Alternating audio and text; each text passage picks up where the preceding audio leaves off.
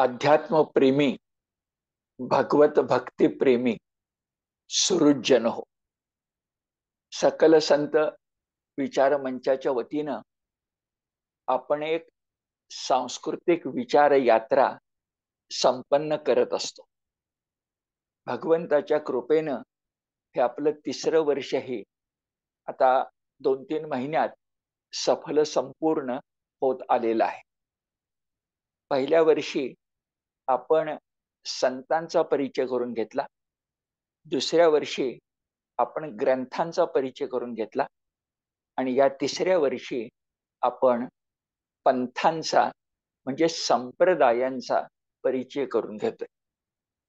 अनेक संप्रदाय, अनेक मान्यवर वक्त्यांच्या वाणीतून आपणासमोर सादर झाले आणि त्याच्याबद्दल जो प्रतिसाद मिळतोय तो पारमार्थिक कार्यकर्त्यांना खरोखर उत्साह देणार आहे.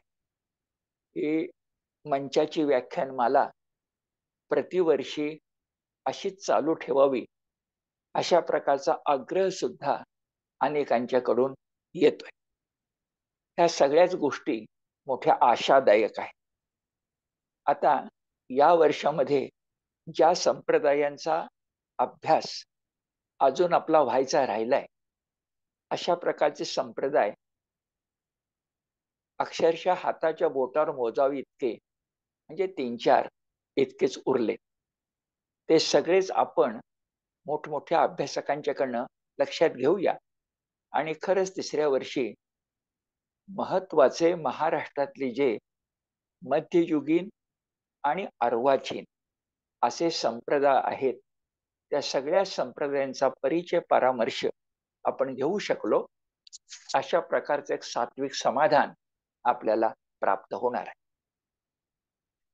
आजच्या या गुरुवारी आणि येणाऱ्या गुरुवारी या 2 गुरुवारी मला महानुभाव संप्रदाय या संप्रदायाचा परिचय यथाशक्ती यथामती तुमच्या पुढे घडवावा अशा प्रकारची जबाबदारी दायित्व संयोजकांनी दिलेलं आहे.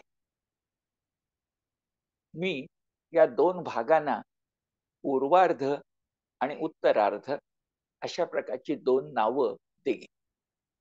पूर्वार्धात आपण महानुभाव संप्रदायाचं रूप स्वरूप कसं आहे हे समजून घेऊया आणि उत्तरार्धामध्ये या महानुभाव संप्रदायानं मायबोली मराठीवर अपरंपार उपकार केलेत अशा प्रकारची वाङ्मय संपदा निर्माण केलेली आहे.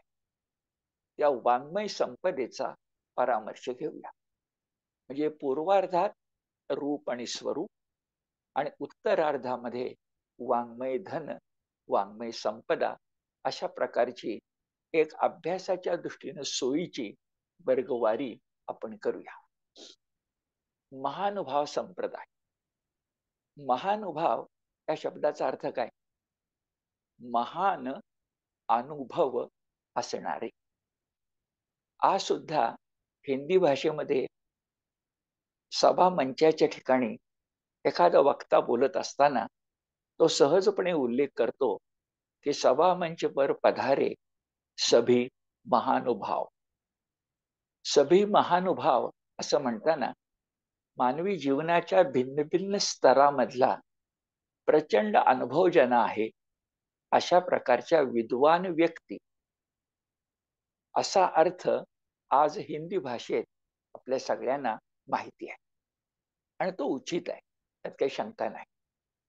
पण मुळात महानुभाव शब्दाचा अर्थ फक्त अनुभवी व्यक्ती नाही आहे, तर पारमार्थिक अनुभव ज्यांना भरपूर आहे अशी व्यक्ती. आणि हा जो महानुभाव संप्रदाय आहे त्याला अन्य काही नावं आहेत, ती विवेचनाच्या ओघात नंतर मी सांगतो. पण आज परिचित असणारा शब्द, सगळ्यांना मान्य असणारा शब्द हा महानुभाव संप्रदाय अशा प्रकारचा. त्या महानुभाव संप्रदायाचं नेमकं स्थान कुठं आहे? काळाच्या दृष्टीनं, तात्विक दृष्टीनं, कार्याच्या दृष्टीनं. तर आपल्याला 5 मोठे संप्रदाय माहिती आहेत. त्यात सगळ्यात अगदी ज्याला श्रीकाराचा मान मिळेल तो म्हणजे नाथ संप्रदाय. त्या नाथ संप्रदायानंतर आपण वारकरी संप्रदाय, दत्त संप्रदाय, समर्थ संप्रदाय, हे मध्ययुगीन आणि काही आर्वाचे उल्लेखितो. यामध्ये नाथपंथानंतरचा आणि वारकरी संप्रदायाच्या आधीचा 100-125 वर्षे तरी कार्यदृष्ट्या आधीचा तसा उगमस्थानाचा विचार केला तर वारकरी संप्रदाय पुंडलिकापासून सुरू झालाय. पण ज्ञानदेव नामदेवांच्या कालखंडात म्हणजे 13व्या शतकात वारकरी संप्रदायाला सोन्याचे दिवस आले. या 13व्या शतकाच्या आधी 12व्या शतकात आपल्याच महाराष्ट्रात वारकरी संप्रदायांचे नंतर कार्य कळसाला पोचवलं, त्याची पायाभरणी करण्याचं काम, त्यासाठी उत्तम प्रकारे ही जमीन नांगरून ठेवून त्या भूमीला परमार्थाचं वरदान देण्याचं काम जर कोणत्या महापुरुषाने केलं असेल तर त्याचं नाव आहे श्री चक्रधर स्वामी. आणि त्यांनी स्थापन केलेला जो संप्रदाय आहे तो महानुभाव संप्रदाय. कोणत्या काळातला? तर इसवी सनाच्या 12व्या शतकात.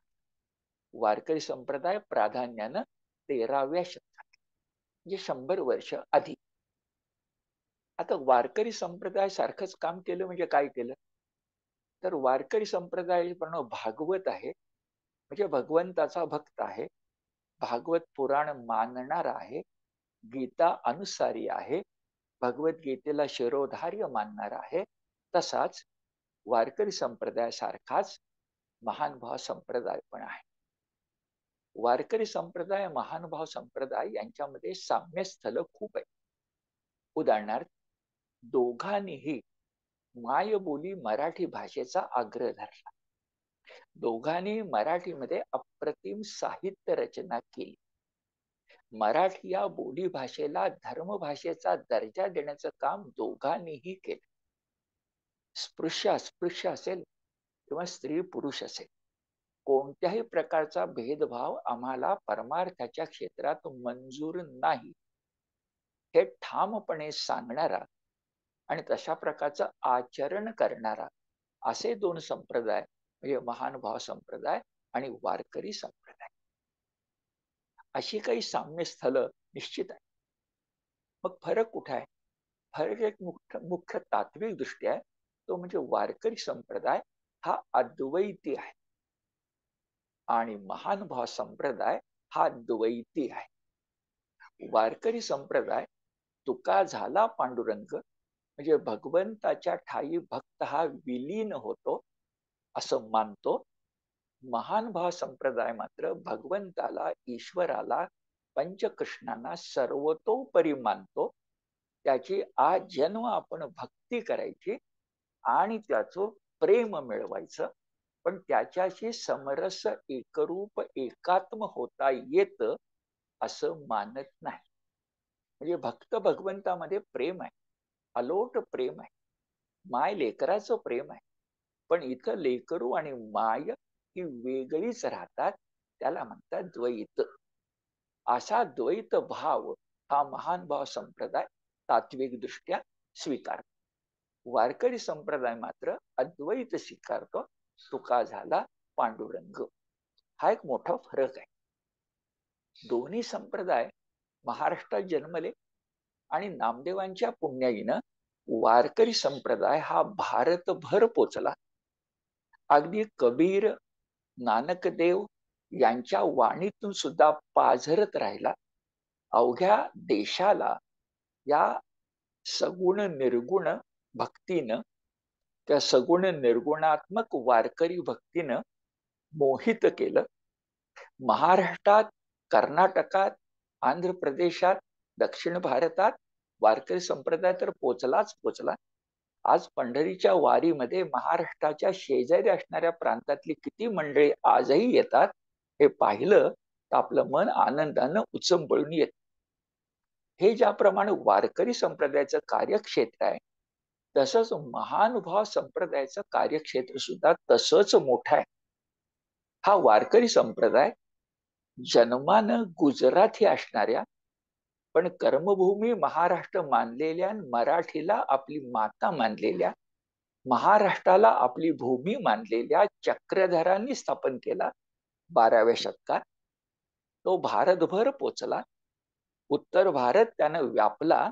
पण एवढंच नव्हे तर हा महानुभाव संप्रदाय, इतिहासाची पृष्ठ आपल्याला सांगतात, हे गांधार देश म्हणजे अफगाणिस्तान पर्यंत पोचला होता. याला इतिहासाची साक्ष आहे. ही सांगोवांगीची गोष्ट नाही. म्हणजे महाराष्ट्रात जन्मलेला, कृष्ण भक्त असणारा, द्वैती असणारा, पण अपरंपार प्रेम भक्ती याचा आग्रह धरणारा एक संप्रदाय भारताच्या इतक्या सुदूर अफगाणिस्तान पर्यंत पोचतो. ही गोष्ट मराठी माणसाला, तुम्हाला, मला मोठी अभिमानास्पद वाटणारी अशी आहे. आणि आजही महानुभाव संप्रदाय महाराष्ट्रात अनेक ठिकाणी आहे. अगदी मोठं नाव सांगायचं तर ज्याला महानुभाव संप्रदायात फलेठाण असं म्हणतात, ते आज आपलं सातारा जिल्ह्यातलं फलटण. अनेक ठिकाणी आज महानुभाव संप्रदाय अतिशय चांगल्या प्रकारे कृष्ण भक्ती करतो. हा महानुभाव संप्रदाय मुख्यतः साधकांचा आहे. संसारी लोकांना प्रतिबंध असं नाहीये, पण साधकांना ज्या काही आचाराच्या बाबी सांगण्यात आल्या आहेत त्या एवढ्या कडक आहेत, ते पथ्य एवढं कठोर आहे, भक्तीची कसोटी इतकी काट्याच्या शय्येवरून, त्या काट्याच्या मंचकावरून चालण्यासारखी आहे.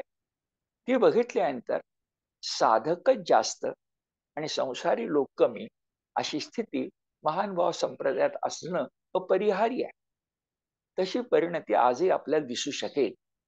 पण अध्यात्माच्या क्षेत्रात, तत्वज्ञानाच्या क्षेत्रात, ग्रंथ निर्मितीच्या क्षेत्रात, प्रबोधनाच्या क्षेत्रात, विचार जागृतीच्या क्षेत्रात आज सुद्धा महानुभाव संप्रदायाचं महाराष्ट्रात आणि महाराष्ट्राच्या बाहेर उत्तम प्रकारचं कार्य आहे. याची साक्ष मला स्वतःला अनेकदा आली आहे.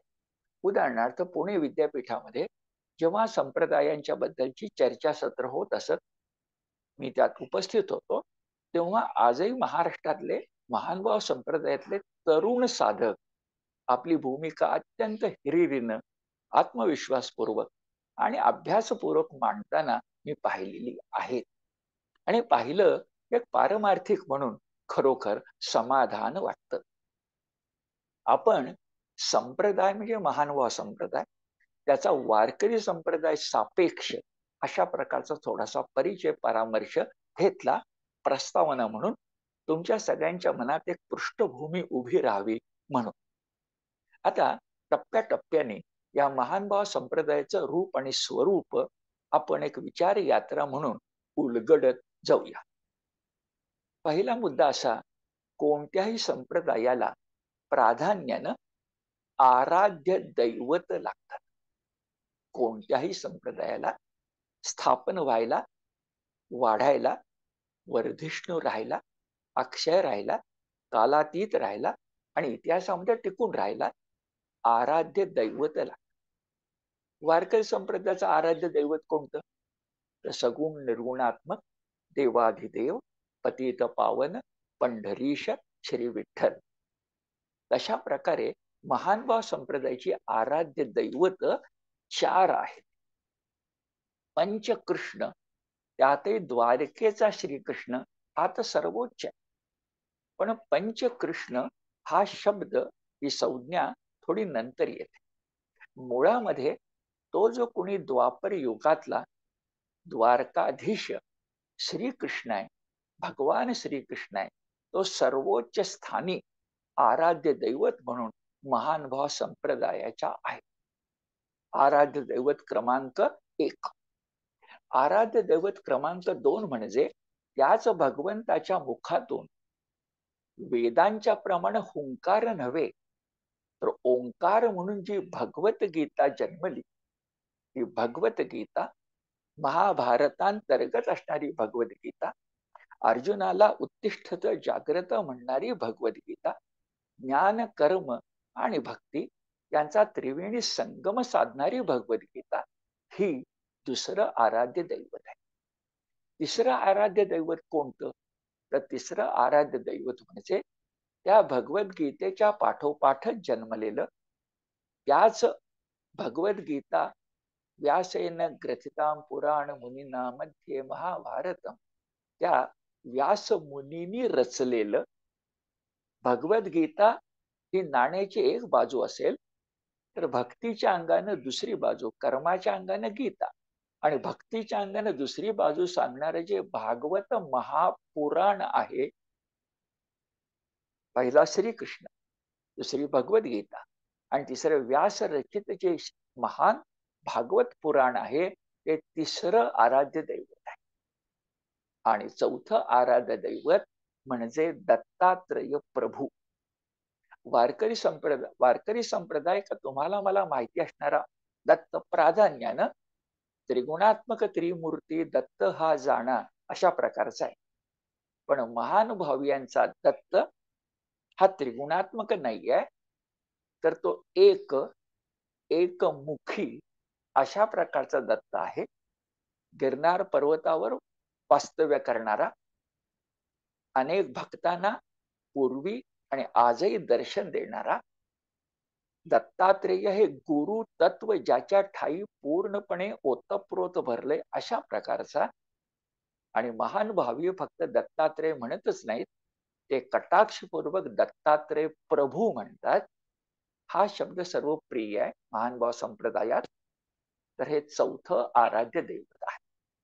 म्हणजे आम्हाला कळलं की महानुभाव संप्रदाय कुणाला मानतो, कुणाचं तो अनुसरण करू इच्छितो, कुणाच्या ठाई तो समरस होऊ इच्छितो भक्तीच्या अंगानं द्वैत.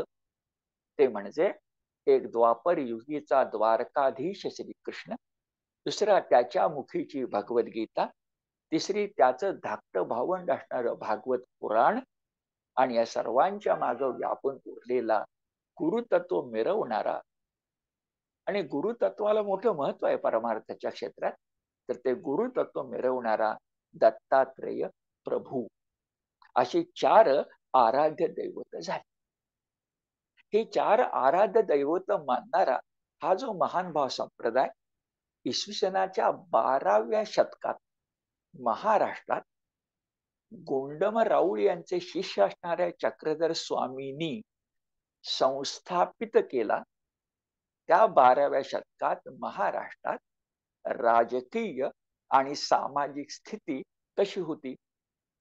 मुळामध्ये तिथं आले चक्रधर, ते थोड्या वेळानं सांगतो, गुजरात मधून रामटेक जे नागपूर जवळ आहे त्याची तीर्थयात्रा करायला, आणि आले ते इथंच विसावले. हे महाराष्ट्राचं भाग्य. पण त्याच्या परिसरामध्ये आले, पैठणच्या परिसरामध्ये आले, देवगिरीच्या परिसरामध्ये आले, विदर्भात आले, मराठवाड्यात आले. ती भूमी त्यावेळेला कोणत्या सम्राटाच्या आधिपत्याखाली होती, तर तो होता देवगिरीचा यादव राजा किंवा यादव राजे. शतक 12. ऐतिहासिक दृष्ट्या कालखंड हा यादव सम्राटांचा. आणि हे यादव सम्राट, महादेव असेल, रामदेव असेल, हे जे यादव सम्राट हे वैदिक धर्माचे अभिमानी होते. त्यांच्या दरबारामध्ये वैदिक धर्माला सर्वोच्च मान होता. हे यादव राजे सगळे सुदैवानं, ज्याला आपण ज्योतिषशास्त्र म्हणतो, संगीतशास्त्र म्हणतो, वेदांत चर्चा म्हणतो, धर्मशास्त्र म्हणतो, व्याकरणशास्त्र म्हणतो, याला मोठं प्रोत्साहन देणारे होते. परिणामी चक्रधरांच्या कालखंडामध्ये चांगल्या प्रकारची ग्रंथरचना, प्राधान्याने संस्कृतमध्ये, पण ग्रंथरचना ही यादव सम्राटांच्या प्रोत्साहनानं झाली. हे थोडं खास लक्षात घेतलं पाहिजे, कारण याच्यात एक दोष संभवला, जो दोष चक्रधरांनी दूर केला. दोष नंतर, पण गुणसंपदेचा विचार केला तर आता मी जी 5 क्षेत्र सांगितली त्याच्यात अप्रतिम ग्रंथरचना ही यादव दरबारात असणाऱ्या पंडितांच्याकडून झाली. मग गणिताचा विचार केला तर त्याच्यामध्ये, ज्योतिषशास्त्राचा विचार केला तर भास्कराचार्य, लक्ष्मीधर, सांगदेव यासारखे विद्वान ज्योतिषी याच कालखंडातले.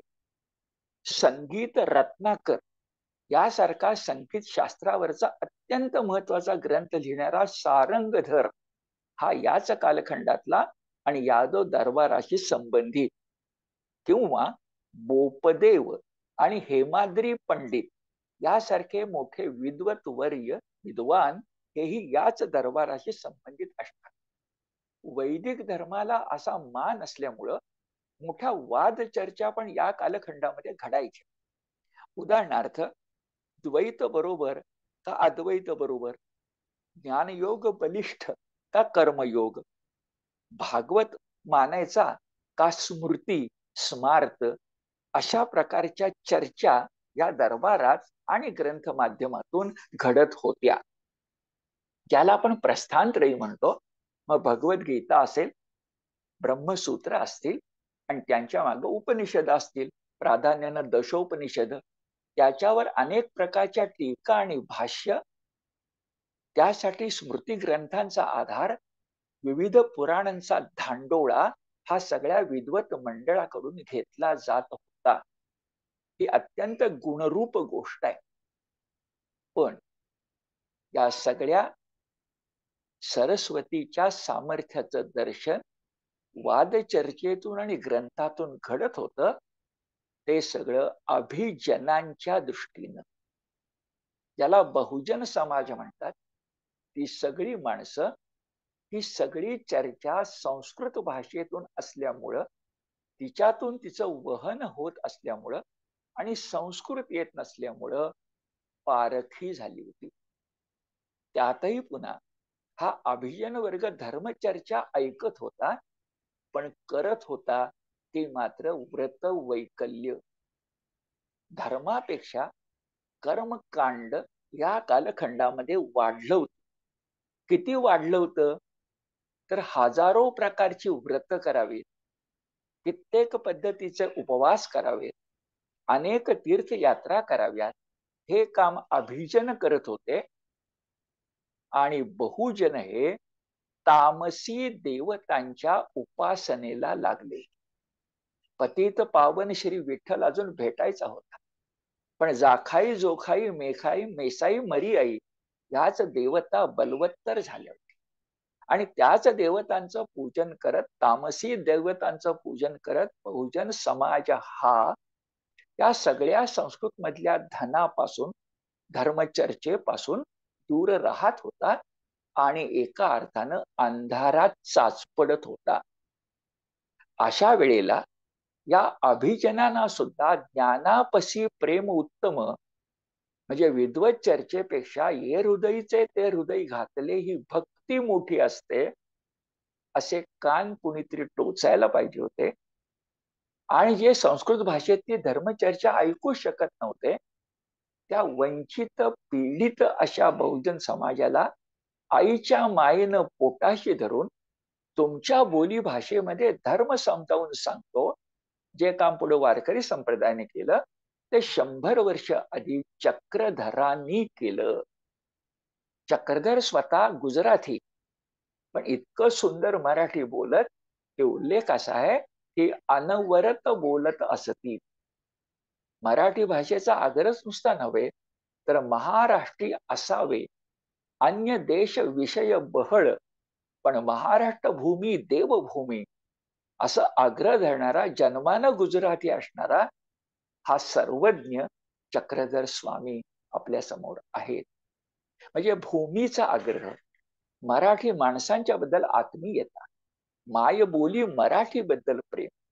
पुढे मी सांगणार आहे की तुमचा अस्मात कस्मात मी नेणे गा, मजश्री चक्रधरे निरूपिली मराठी तियाची पुसा. मला नको संस्कृत भाषा, ती आमची आजी आहे, पण आमची आई मराठी भाषा आहे, तिच्यातून विचारा. हा आग्रह नागदेवाचार्य धरणार आहेत, नंतर आपण बघूया. थोडक्यात हे सगळं मोठं संप्रदायाचं काम जर कोणी, एक मोठी देणगी, वरदान तुम्हाला मला जर कोणी दिलं असेल, तर 12व्या शतकातल्या श्री चक्रधर स्वामींनी, यात काही शंका नाही. हे नेमकं कालदृष्ट्या लक्षात ठेवायचं तर 2 सण आपण आपल्या मनाशी पक्के ठेवू. आपल्या ज्ञानदेवांचा जन्म, आपल्या ज्ञानदेवांचा जन्म इसवी सन 1275 आहे. आणि त्याच्या आधी बरोबर 1 वर्ष आपलं अवतार कार्य बऱ्याच प्रमाणामध्ये करून उत्तरापंथे बीजे करणं, म्हणजे या इहलोकातून निर्गमन करणं, हे 1 वर्ष आधी म्हणजे 1274 मध्ये चक्रधरांनी केलेलं आहे.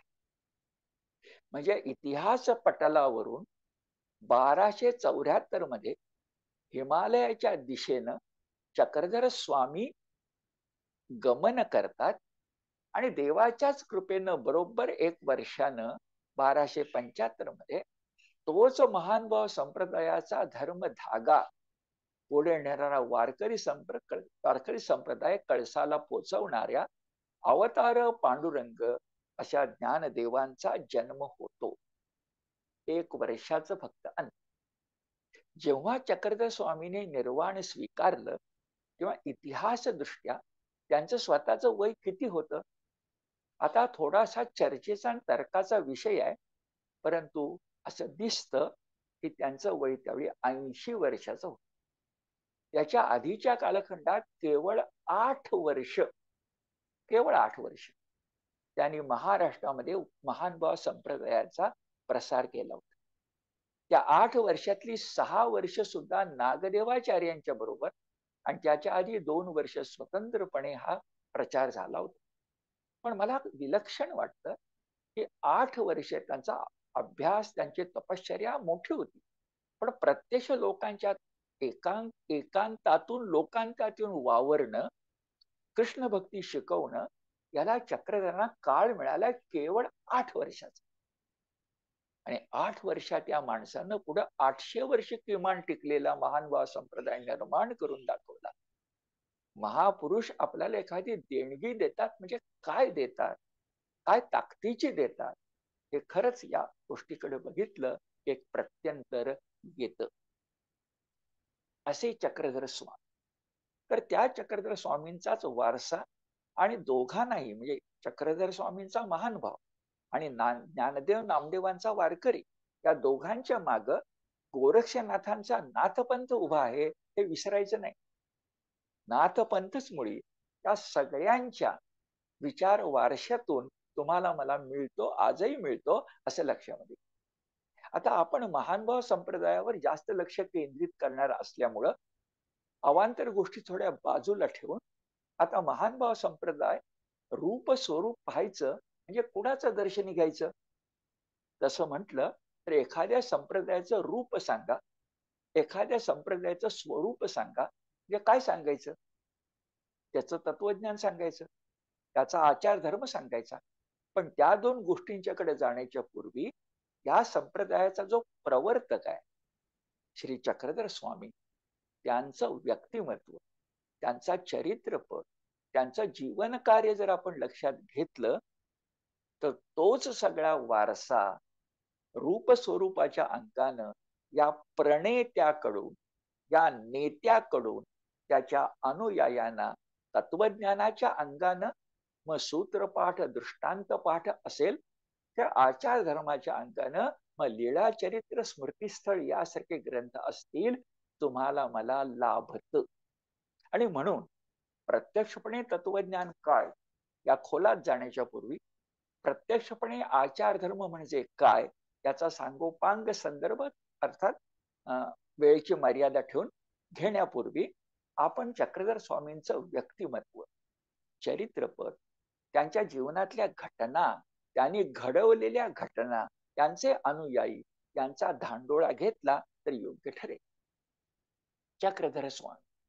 आता चक्रधर स्वामींचा विचार करताना चक्रधर हे नाव सुद्धा चक्रपाणी श्रीकृष्णाचं आहे, पण हे गुरुपदेश लाभल्यानंतरचं नाव. गुंडम राऊळ यांनी त्यांना परावर शक्ती आणि चक्रधर हे नाव दिलं. हे नाव नंतरच आहे, श्रीकृष्णाचं आहे, पण त्याच्या आधीच त्यांचं नाव हारपाळ देव असं आहे. गुजरातमध्ये भडोच, त्याला त्यावेळेचा शब्द भरवस असा आहे, तर भडोच एक राज्य होतं, संस्थान म्हणा. अशा राज्याचा मल्लदेव नावाचा राजा होता. त्याचा जो प्रधान होता त्याचं नाव विशाल किंवा विशाळ देव. त्याचा पुत्र हारपाळ देव म्हणजे भविष्यातील चक्रधर स्वामी. जन्म इसवी सन आता मी सांगितल्याप्रमाणे 1194. मगाशी निर्याणाचा उल्लेख केला, 80 वर्षाचा उल्लेख केला, पण जन्म बघा 1194. आता एक घटना मोठी अशी घडली की त्या कालखंडात देशात अनेक राज्य असायची, त्यांच्या स्पर्धा असायची आणि एकमेकावर आक्रमण चालायची. त्यामध्ये महाराष्ट्रातल्या देवगिरी जे यादवांचं घराणं, त्यातला एक मोठा राजा सिंघण देव. त्या सिंघण राजानं देवगिरी पैठण परिसरातून उठून गुजरातमध्ये जाऊन भडोच्या शहरावर हल्ला केला. सत्ता स्पर्धा. आणि या स्पर्धेत जे युद्ध झालं त्याच्यामध्ये हारपाळ देवानं म्हणजे प्रधान पुत्रानं विलक्षण शौर्य प्रकट केलं. त्याबद्दल त्याचा मोठा सत्कार झाला असाही उल्लेख एकांकाच्या माध्यमातून आपल्याला हकीकत म्हणून कळतो. म्हणजे हा पराक्रमी पुरुष आहे. तो विद्वान पुढे येणारा, विद्वत्ता नंतर कळणार, पण हा शूरवीर आहे, हा क्षात्रधर्मी आहे, हा मातृभूचं रक्षण करणार आहे. आणि अशा प्रकारचे हरपाळ देव हे अचानक अगदी तरुणपणी म्हणजे वयाच्या 26व्या वर्षी मृत्युमुखी पडले. अचानक. पण काही तासातच त्यांच्या शरीरामध्ये महानुभाव पंथ संप्रदाय श्रद्धापूर्वक मानतो की एका दुसऱ्या महापुरुषानं प्राण फुंकले किंवा त्या देहामध्ये त्या चैतन्यानं प्रवेश केला. तो कुणी? तर श्रीकृष्णाच्या खालोखाल दत्तात्रय प्रभूंच्या खालोखाल हे दोन्ही एका अर्थानं पौराणिक, मानवी जे आहेत त्यातले तिसऱ्या क्रमांकाचे पंचकृष्ण म्हणजे चांगदेव, राऊळ तथा चक्रपाणी. हे फलटणला राहत होते, पण त्यांना प्रिय होतं द्वारका. पुण्यांना द्वारावतीचे, द्वारकेचे भगवान श्रीकृष्णासारखेच चांगदेव राऊळ असं महानुभाव संप्रदायामध्ये म्हटलं जातं. तर द्वारावतीकार चक्रपाणी चांगदेव योग मार्गातल्या एका परीक्षेमध्ये, ती विलक्षण परीक्षा आहे, स्वतःच्या देहाचा त्याग करते झाले आणि त्यांचे प्राण आकस्मिक मृत्यू पावलेल्या तरुण हरपाळ देवाच्या शरीरामध्ये प्रवेश करते झाले असं मानलं जातं. हरपाळ देवाचा पुनर्जन्म झाला. त्याच्या पत्नीचं नाव कमळा ईसा. पुन्हा दोघांचा संसार सुरू झाला. पण या संसारामध्ये त्या पुनर्जन्मामुळे असेल किंवा अनेक जन्मांचं मागचं वरदान असेल, हरपाळ देवाची वृत्ती प्रवृत्ती ही हळूहळू बदलत गेली. संसारात त्याला रस वाटेना. तसं म्हटलं तर प्रधान पुत्र, शूरवीर, वैभव पायाशी होतं, पण एक विलक्षण कालखंड ज्याला आपण वैराग्य म्हणतो तो त्यांच्या जीवनात आला असं उल्लेख केला जातो. हा नेमका कधी आला? इतिहासाच्या पृष्ठात तो वयाच्या 30व्या वर्षी आला, 40व्या वर्षी आला, 50व्या वर्षी आला. नेमका कधी आला ह्याबद्दल खात्रीपूर्वक सांगणं कठीण होतं. म्हणून मी म्हटलं एक वाद चर्चा का तत्वचर्चा त्याबद्दल संभवते. कारण हे सगळंच मुळी एकांक म्हणजे एकटे असताना चक्रधरांनी सांगितलेल्या गोष्टी नंतर, एकांकाबद्दलच्या गोष्टी नंतर महदा ईसा असेल, नागदेवाचार्य असेल, यांनी चक्रधरांना विचारले आहेत, त्यांनी सांगितले आहेत, त्या टिपून ठेवल्या आहेत आणि तुम्हाला मला मिळाले. पण त्या सगळ्या लीलांच्या मध्ये काही जागा अशा रिकाम्या जाणवतात की त्या ठिकाणी वयाचा अंदाज करणं कठीण. कारण सालबर्डीच्या जंगलामध्ये चक्रधर स्वामी 12 वर्ष राहिले हे सर्व मान्य. पण त्याच्या आधी रामटेक यात्रेच्या निमित्तानं घरच्या माणसांना सांगून आलेले आणि सगळ्या आपल्या बरोबरच्या लवाजम्याला परत पाठवून एकटेच भटकलेले गोंडम राऊळांच्याकडनं शिष्यत्व पत्करलेले आणि अटन भ्रमण करणारे सालबर्डीच्या डोंगरात जाण्याच्या पूर्वी चक्रधर कुठे होते, किती काळ होते, नेमकं सांगता येत नाही. बरं, 12 वर्षाची ही तपश्चर्या केल्यानंतर सालबर्डीच्या डोंगरातून, आदिवासी मुलखातून अगदी सशाचं सुद्धा रक्षण करून जेव्हा ते बाहेर आले, नंतर ते पैठणला पोचणार आहेत. पण पैठणला पोचण्याच्या पूर्वी तेव्हा जे वावरत होते तो कालखंड कोणता? त्यांना रामदेव दादोस यांचे शिष्य म्हणजे नागदेवाचार्य, उमाईसा, महदाईसा, माहीम भट, भास्कर भट बोरीकर ही सगळी माणसं भेटली. ही कधी कधी भेटली नेमकी? चक्रधरांनी, ज्याला आपण संन्यासाश्रम म्हणतो, म्हणजे नेमके शब्द सांगायचे तर घाटी क्षौर म्हणजे मस्तकावरचे सगळे केस काढून टाकणं, संन्यासी होणं आणि काशाय वस्त्र परिधान केलं, त्याचा नेमका सण कोणता?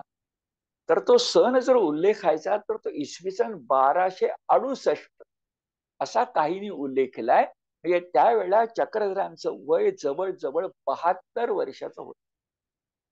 म्हणजे बघा, 32 ते 72 हा 40 वर्षाचा कालखंड. त्यातल्या 12 वर्षाचा कालखंड सालबर्डीचा डोंगर हा नक्की, पण आगे मागे हा महापुरुष कुठं भटकत होता, हे सगळंच मोठी इतिहासामध्ये गूढ वाटेल अशा प्रकारची स्थिती.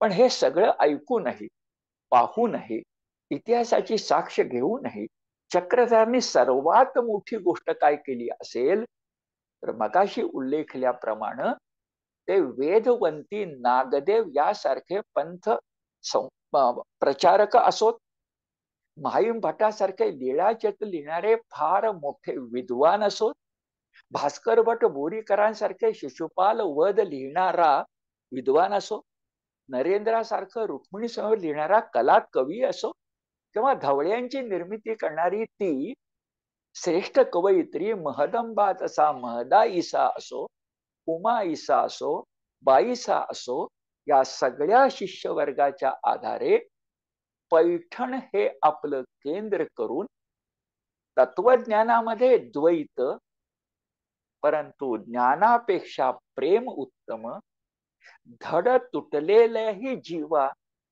भगवंता ते न सोडावे. एक दृष्टांत दिलाय त्यांनी मुंगळ्याचा. मुंगळा जर एखाद्या वस्तूला, व्यक्तीला चिकटला आणि तो चिकटून जर तिथं राहायचं ठरवता झाला आणि तुम्ही त्याला ओढून काढलं तर मुंगळ्याचं शरीर हातामध्ये येतं, पण त्याचं धड त्याच्या इच्छित लक्ष्य ठिकाणी चिकटलेलंच असतं. तसं भगवंताच्या ठाई भक्ती करा, हे महानुभाव संप्रदायाचं सांगणं आहे. आणि 12व्या शतकात तसं करणारे शेकडो साधक, अल्लाउद्दीन खिलजीचा हल्ला होण्याच्या पूर्वी शेकडो साधक या पैठणच्या परिसरात, महाराष्ट्रात चारी दिशांना कृष्ण भक्तीचा प्रसार करीत होते. हे चक्रधरांच्या व्यक्तिमत्वाचं वरदान आहे. आणि हेच मुळी महानुभाव संप्रदायाचं रूप स्वरूप, त्याचा मोठा भाग तो म्हणजे व्यक्तिमत्व कसं, कार्य कसं, चरित्रपट कसा, या दृष्टिकोनातून आपल्यासमोर येत. पण या गोष्टी पाहिल्या त्या नाही म्हटलं तरी आपण एक विशिष्ट पद्धतीनं पाहिल्या, सापेक्षतः पाहिल्या, म्हणजे चक्रधरांच्या व्यक्तिमत्वाच्या अनुषंगानं पाहिल्या.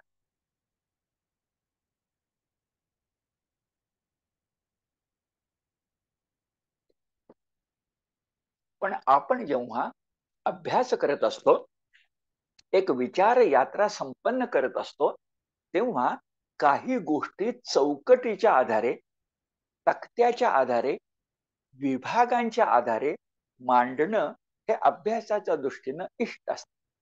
आणि तसा विचार केला तर आपण आता रूप स्वरूप समजून घेताना 2 मुद्द्यांच्याकडे जाऊया. आणि पहिला मुद्दा, या वारकरी, या महानुभाव संप्रदायाचं तत्वज्ञान नेमकं कोणतं? द्वैती कळलं, पण नेमकं कोणतं? नेहमीच्या तत्वज्ञानापेक्षा त्यात वेगळे पण आहे की नाही? कारण बघा, वेगळे पण नसेल तर वेगळा संप्रदाय जन्मास येणारच नाही. तर वेगळे पण असायला पाहिजे. मग ते वेगळे पण कोणतं? तर प्रथम तत्वचिंतन. तत्वचिंतनाचं मोठं नाव द्वैती तत्वचिंतन. आपल्याला माहिती आहे मध्वाचार्य द्वैती तत्वचिंतन, की भक्त भगवंताची भक्ती करतो, या जन्मामध्ये फार मोठं सामर्थ्य मिळवतो आणि त्या भक्ती सुखामध्येच नांदतो. भक्त आणि भगवंत एक रूप एकात्म होत नाहीत असं मानणं म्हणजे द्वैत. पण एवढंच मानून थांबता येत नाही. तर महानुभाव संप्रदायानं परमेश्वराला सर्वोच्च स्थान दिले. इतकं की ते ब्रह्म सुद्धा सर्वोच्च मानत नाहीत. हा मुख्य फरक बघा. आपण आपण म्हणजे वेदांती, मुख्यतः अद्वैत वेदांती ब्रह्म तत्व सर्वोच्च मानतो. ते विशुद्ध मानतो आणि त्याच्यापासून शबल ब्रह्म म्हणजे परमेश्वर अवतार असं मानतो.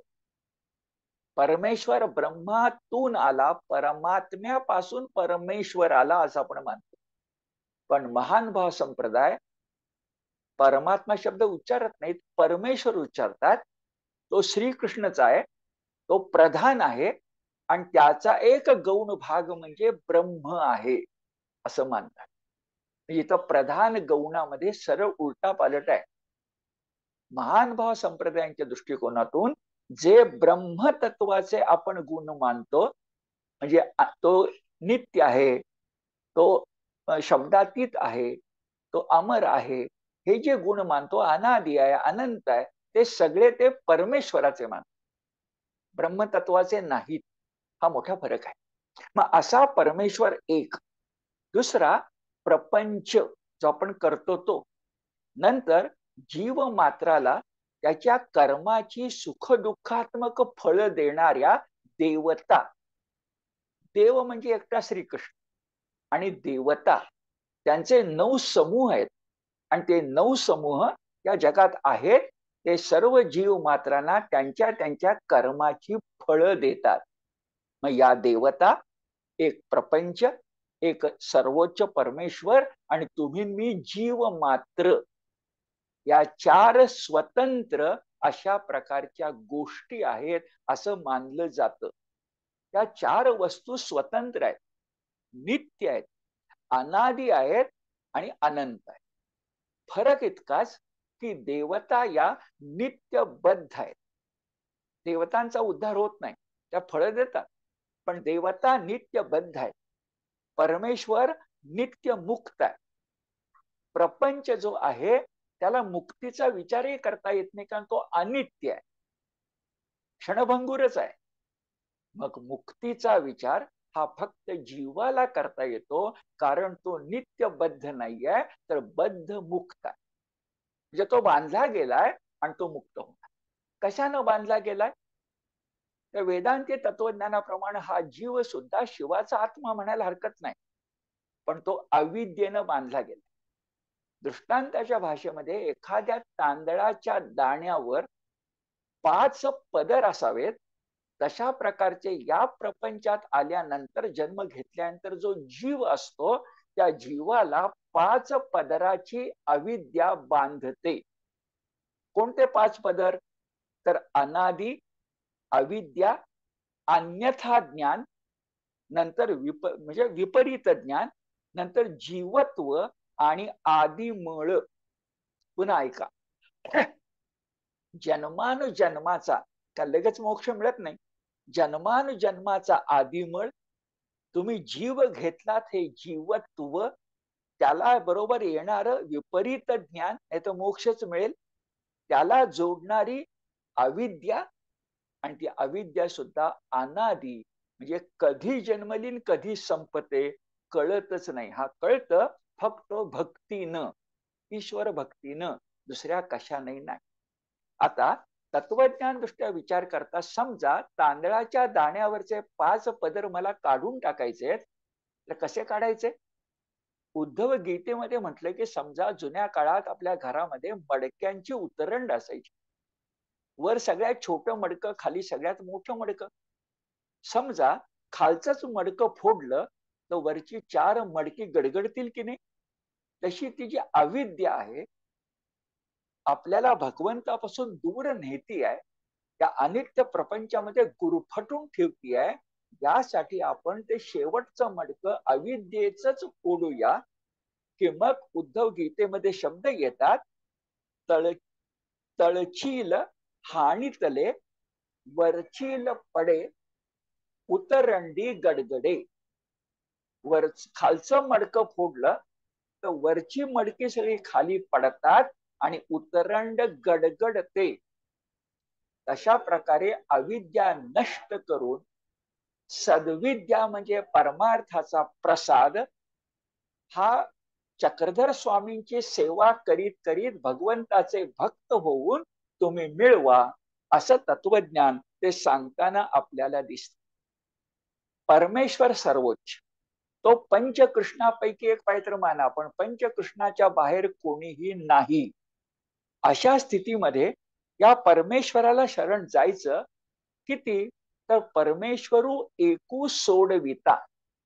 मगाशी ज्या देवता सांगितल्या त्या तुम्हाला कर्माचं फळ देतील सुख दुःखात्मक, पण त्या तुम्हाला सोडवणार नाहीत. कशातून? जन्म मृत्यूच्या रहाट गाडग्यातून. ते सोडवायला पाहिजे असेल तर सोडविता एके. म्हणूनच चक्रत एके ठिकाणी म्हणतात गुराखी म्हणून, की मी गुर या ठिकाणी आणून सोडेन पण गोठ्यामध्ये बांधणार नाही. कारण गुरांना बांधणं मला जमणार नाही गुराखी म्हणून, कारण ते परमेश्वरू आहेत. गुर काय आणि जीव काय, त्यांना ते बांधत नाहीत, ते सोडवितात. या तत्वज्ञानामध्ये पुढे आपल्या लक्षामध्ये येतं की तो परमात्मा जो आपण आता मानला त्याच्यामध्ये आपल्याला ज्ञानापशी प्रेम उत्तम म्हटल्याप्रमाणे सगळ्यात महत्वाची भक्ती, आणि त्या भक्तीला उपोद्बल कोणती गोष्ट तत्वज्ञान दृष्ट्या महानुभाव संप्रदायानं मानली आहे, ती म्हणजे गुरु कृपा. चक्रधर सर्वांचे गुरु आहेत. चक्रधरांच्या निर्वाणानंतर उत्तरापंथे विजय केल्यानंतर 32 वर्ष नागदेवाचार्य गुरु आहेत. नंतर मग कवीश्वर अन्य आचार्य झालेत. अशा गुरुला शरण जाणं, मनोभावे शरण जाणं हा पहिला मुद्दा. त्याच्या आधीचा मुद्दा कोणता? जोपर्यंत चक्रधर स्वामी होते तोपर्यंत त्यांची सेवा करणं. चक्रधर स्वामींच्या पाठोपाठ आपला जो गुरु असेल त्याची सेवा करणं, भक्ती करणं. आणि याच मध्ये ते मोठी गोष्ट महत्वाची सांगतात, ती म्हणजे ज्ञान, प्रेम आणि भक्ती. याच्यामध्ये तिसरी गोष्ट तत्वज्ञानात जर मोठी कुठली सांगितली असेल तर ती म्हणजे स्मरण भक्ती. चक्रधर स्वामींच्या सगळ्या ज्या लीळा आहेत त्या सगळ्या लीळा दिवसामध्ये कमीत कमी सकाळ संध्याकाळ 2दा आठवल्या पाहिजेत. आणि भगवंताच्या लीळा आठवल्यानं भक्ती वाढेल, हा अत्यंत मोठा आग्रह तत्वज्ञानाच्या क्षेत्रात. जे पहिलं भगवंताचा सहवास, तो ज्या ओट्या गोट्यावर बसला होता त्या ओट्या गोट्याचा सुद्धा सहवास. पण भगवंताचा अवतार एकदा तो 13व्या शतकात अवतरून अदृश्य झाल्यानंतर आता गुरु कृपा, आणि गुरु कृपेबरोबर ईश्वर भक्ती, आणि ईश्वर भक्ती बरोबर स्मरण चिंतन. हेच बघा आपल्याकडं गोंदवलकर महाराजांनी नामावतारातून सांगितलेलं आहे. भगवंताचं नाम घ्यायचं म्हणजे काय करायचं? भगवंताचं नाम घ्यायचं म्हणजे भगवंताच्या लीळाच. आपण रामचरित्र आठवलं, आपण कृष्णचरित्र आठवलं, त्या भगवंतानं कसं भक्तांच्यावर कृपा केली हे आपण आठवलं, तर आपले मनाचं उन्नयन होणार नाही का? आपण फक्त अनुकरण न करता अनुसरणाच्या वाटेनं जाणार नाही का? जरूर जाऊ. आणि म्हणून तत्वज्ञानाच्या अंगाने विचार करत असताना आता मी सांगितलेला क्रम, त्याच्यात आज तुम्हाला मला प्राप्त होणार आहे ते म्हणजे नामस्मरण. हा आपला शब्द, ते शब्द वापरतात लीळा स्मरण. पाचवी गोष्ट आपण तत्वज्ञान दृष्ट्या सांगू शकतो, की खालसियाची धाड म्हणजे अल्लाउद्दीन खिल्जीच्या हल्ल्याच्या वेळेला सगळ्या महान भावियांनी आपले हे ईश्वरी ग्रंथ नीट ठेवण्यासाठी सांकेतिक लिपीमध्ये बद्ध केले. त्यामुळे 2 शतकं तरी किमान ते ग्रंथ दृष्टी आड झाले. नंतर मात्र इतिहासाचार्य राजवाडे आणि त्यांना नंतर मदत करणारे महानुभाव संप्रदायातले महंत यांनी सगळं हे वाङ्मय म्हणजे मग साती ग्रंथ असतील, शिशुपाल वध असेल, असे सगळे लीळाचरित्र असेल, सूत्रपाठ असेल, दृष्टांत पाठ असेल, असे सगळे ग्रंथ लिपिबद्ध लिपीत कोंडून पडले होते, ते आपल्याला उपलब्ध करून दिले. शतक किती आलं माहिती आहे? 1910. मधल्या कालखंडामध्ये सगळे एक 200-300 वर्ष 400 वर्ष तरी वाङ्मय असून नसल्यासारखं होतं. आता आज महानुभाव संप्रदाय तत्वज्ञान सांगेल की पहिलं परमेश्वरी कृपा, दुसरं सांगितल्याप्रमाणे गुरु कृपा, तिसरं सांगितल्याप्रमाणे त्याच्या आठवणी करणं, लीला स्मरण, आणि चौथं किंवा 5वं तत्वज्ञानाचं अंग सांगितलं जाईल ते म्हणजे महान भावियांचे पूर्वीचे ग्रंथ आणि आजचे ग्रंथ वाचणं. आज महान भाव संप्रदायाच्या साधकानं काय करायचं? तर त्या साधकानं चक्रधरांचं स्मरण करीत लीळा चरित्रादी जे मध्ययुगीन ग्रंथ आहेत, ते अनेक ग्रंथ आहेत, ते वाचणं आणि त्या अक्षरांच्या संयोगानं त्या अक्षर असणाऱ्या परमेश्वरापर्यंत पोचणं, हे आहे महान भावियांचं तत्वज्ञान. आपण जर रूप आणि स्वरूप पाहत असू तर यानंतरचा टप्पा येतो, तो टप्पा म्हणजे आचार धर्म. आता हा जो आचार धर्म आहे, हा जर आपण समजून घ्यायला लागलो तर तो अत्यंत कडक आहे, अत्यंत कठोर आहे. मी सांगतो आपल्याला थोडक्यात, पण तो अत्यंत कडक आणि कठोर अशा प्रकारचा आचार धर्म आज सुद्धा महाराष्ट्रामध्ये महान भावीय मठामध्ये असणारे महंत अनुभवतात, व्रत म्हणून अनुभवतात. त्यात किंचितही फरक होत नाही. हे जर ध्यानात आपण घेतलं तर धड तुटले याही जीवे परमेश्वरा ते न सोडावे, हे दुसऱ्या भाषेमध्ये वारकरी सांगतात. देह जावो अथवा राहो पांडुरंगी दृढ भावो, ही भक्तीची जी अंतिम कसोटी आहे ती आचार धर्मात सांगितली जाते. हा संप्रदाय म्हणून विचार करताना आणि तुमच्याशी संवाद साधताना माझ्या मनात विचार येतो की हे सगळं आपल्या संसारी लोकांना शक्य आहे का? काय ते सांगतो मी थोडक्यात, पण कठीण आहे, कठोर आहे. तर उत्तर आहे नाही.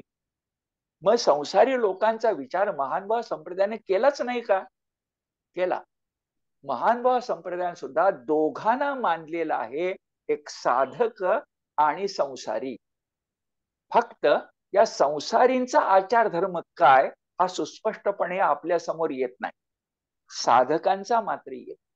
आणि मग आपण असा विचार करूया की साधकांसाठी जो आचार धर्म सांगितलाय तो शब्दशः न घेता तत्वशः घेतला, त्यासारखं वैराग्य, त्यासारखं स्वार्थ विरहितता, त्यासारखी गुरुकृपा, त्यासाठी तसं भगवंताच्या निकट राहणं, मगाच्या 5 गोष्टी, तर आपल्यात फरक पडेल की नाही?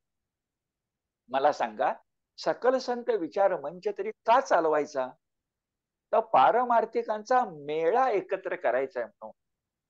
आपण सगळे संसार करणारेच आहोत, पण आपल्या संसारामध्ये प्राधान्यक्रम आहे. तो वयाच्या एका टप्प्यावरही असू शकेल, मी नाही म्हणत नाही, पण त्या वयाच्या टप्प्यावर तुम्ही पारमार्थिक राहणार आहात का?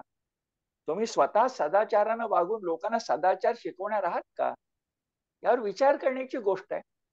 मी आज अभ्यास करताना महानुभाव संप्रदायाच्या आचार धर्माकडे वैराग्याचा तक्ता म्हणून बघतो. काही गोष्टी सांगतो. पहिली गोष्ट अशी की काय करावं बरं साधकांनी, महानुभावीय साधकांनी काय करावं? तर कर्म धर्म विधी विखो परित्यजोनी परमेश्वराते शरण रिगवजे. काय काय टाकावं? विषय टाकावा. विधी म्हणजे कर्मकांड टाकावं. धर्म म्हणजे आपद धर्म टाकावा. आणि त्याच्या आधी कर्म, कर्म धर्म विधी काहीतरी एकत्र घेऊया. म्हणजे कर्मकांड टाकावं आणि विषय टाकावा. आता विषय किती टाकावा तर विलक्षण आहे. कुठल्याच गोष्टीचा मोह नको. तुम्ही जेव्हा गावात जाता साधक म्हणून, तेव्हा देशाचा शेवटा, तरूचा तळवटा, गावाच्या बाहेर एखाद्या झाडाच्या खाली विश्रांती घ्यावी. भोजन सुद्धा भिक्षा म्हणून मागताना ज्या घरामध्ये उत्सव आहे, दाराला तोरण बांधलंय, तिथून भिक्षा घेऊ नये. एकाच घरामध्ये सतत 7 दिवस भिक्षा घेऊ नये. एकांती असावे, लोकांती असू नये. आता प्रापंचिकांच्या जीवनात तुम्हाला मला प्रेम भावना, कामना, तिचं पुढचं रूप वासना, या गोष्टी येणारच की नाही. चक्रधर स्वामींच्या महान भाव संप्रदायाच्या आचार धर्मात साधकाच्या दृष्टिकोनातून वासना तर सोडाच, पण कामनेला सुद्धा जागा नाही. इतके शब्द स्पष्ट आहेत, आज विलक्षण वाटतात, पण त्याच्या मागचं मर्म आपण समजून घेऊया. ते म्हणतात, स्त्री दर्शन वर्ज, चित्रीची ही स्त्री न देखावी. स्त्री म्हणजे मत्त द्रव्याचा रावोगा. मत्त द्रव्य सेवन माझे माजवी, म्हणजे मत्त मोहित करणारं द्रव्य घेतल्यानं माज येतो. स्त्री दर्शन मात्रेची माजवी, म्हणून चित्रीची ही स्त्री न देखावी. पण असं असताना त्याच महान भाव संप्रदायामध्ये महदंब आहे, औस आहे, नागांबिका आहे. याचा अर्थ ही जी भाषा आहे ती लोकांना अनुकरण अनुसरण यासाठी सांगितली आहे. ती शब्दशः न घेता तत्वशः घेतली पाहिजे.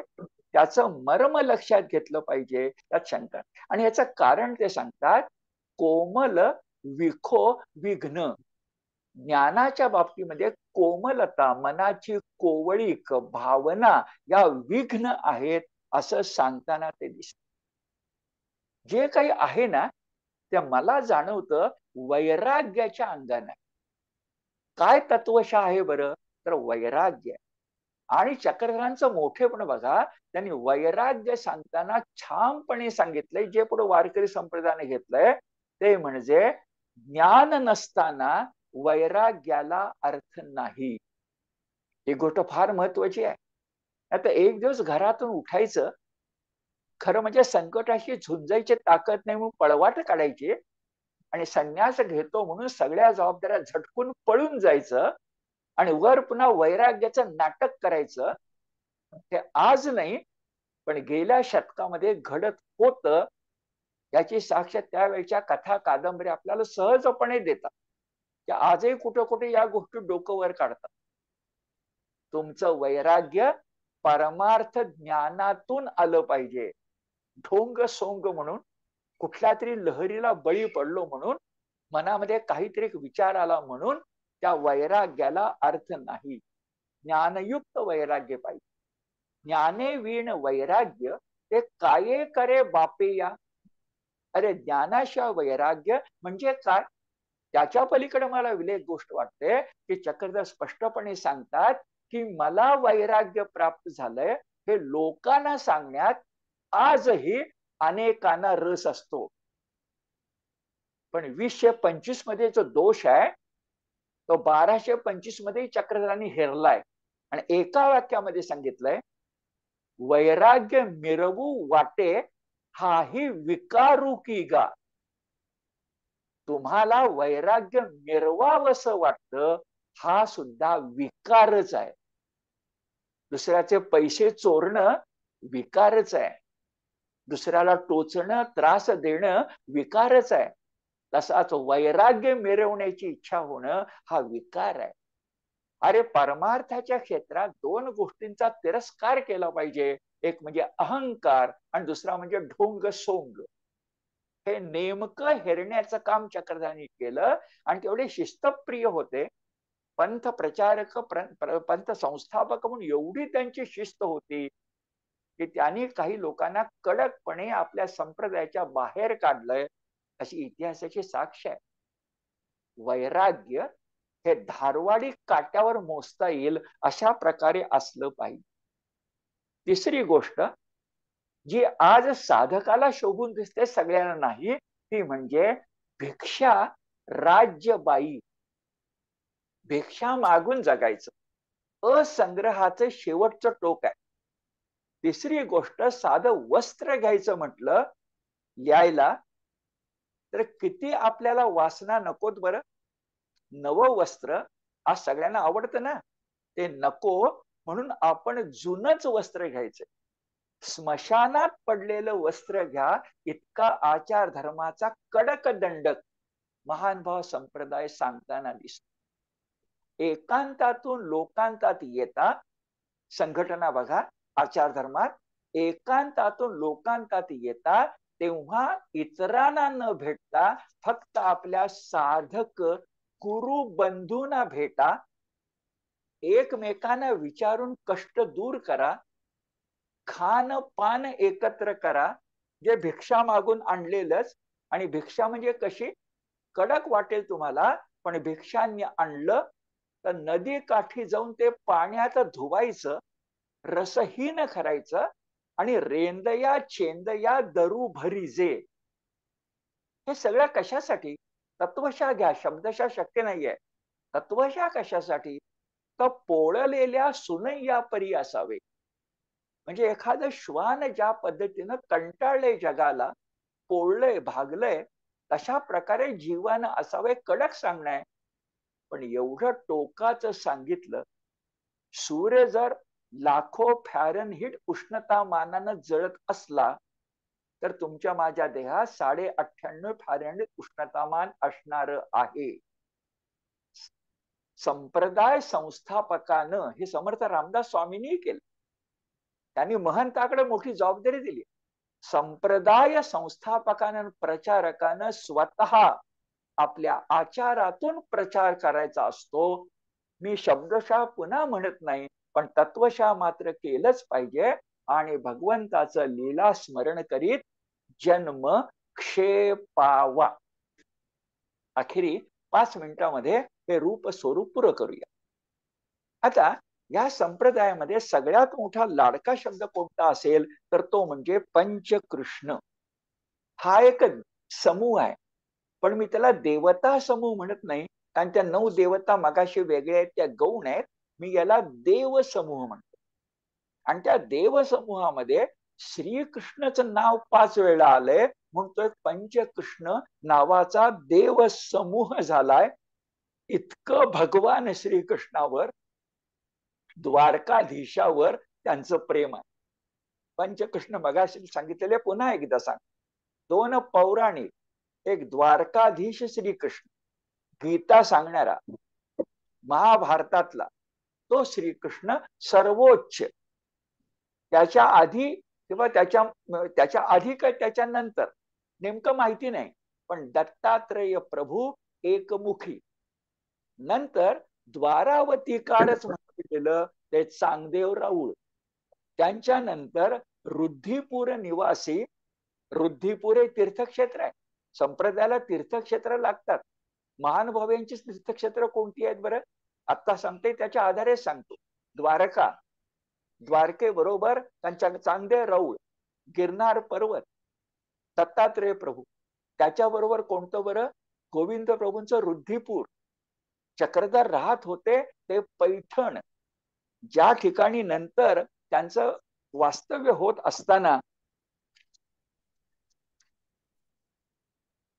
अधिक काळ पैठणच्या खालोखाल त्यांनी घालवला, किंवा निर्वाणाच्या क्षणी आधी म्हणा ते डोमगाव, आणि जिथून त्यांनी उत्तरापंथी बीजे केले ते बेलापूर. ही सगळी ठिकाणं आजही भूगोलाच्या नकाशावर आहेत. आश्चर्य वाटतं आपल्याला की ते पैठण नंतर नाथांच्या मुळे प्रसिद्ध झालं, पण ते पैठण आधी चक्रधरांचं तीर्थ, चक्रधरांचं कर्मक्षेत्र होतं.